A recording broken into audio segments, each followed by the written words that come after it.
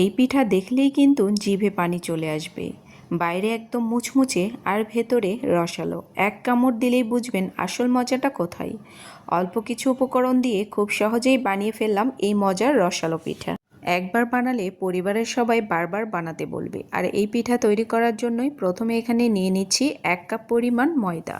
ময়দার সাথে দিয়ে নিচ্ছি হাফ টেবিল চামচ পরিমাণ চিনি, অবশ্যই চিনিটা এখানে ব্যবহার করবেন।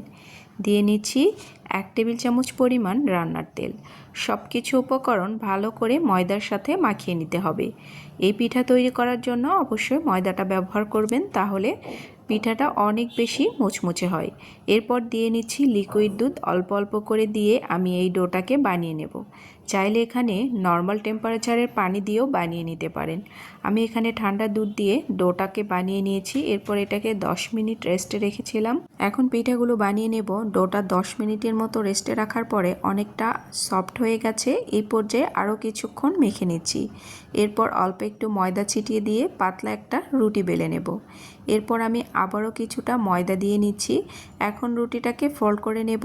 যতটা সম্ভব আমরা যেভাবে পরোটা তৈরি করি সেই রকম করে আমি ফোল্ড করে নিচ্ছি। আর যতবার ফোল্ড করা হবে ততবারই এখানে ময়দা ছিটিয়ে দিতে হবে।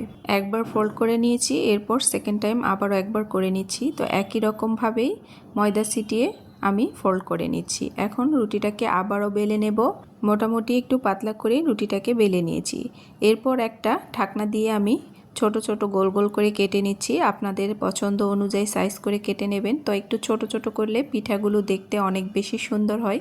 তো আমি একটা কৌটার ঢাকনা নিয়ে এখানে কেটে নিচ্ছি। তো সবগুলো একই রকমভাবে কেটে নিলে ফুলগুলো বানানো খুবই তাড়াতাড়ি হয়ে যায়। তো সবগুলো আমি কেটে নিয়েছি।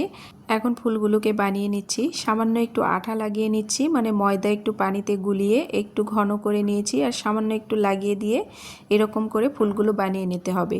আপনারা হয়তো দেখেই বুঝতে পারছেন কিভাবে আমি ফুলটা বানিয়ে নিয়েছি। খুবই সহজ, এখানে বোঝানোর কিছু নেই। দেখে নিলেই আপনারা কিন্তু খুব সহজেই তৈরি করে নিতে পারবেন। তো আরও একটা আমি তৈরি করে দেখাচ্ছি, খুবই সহজ।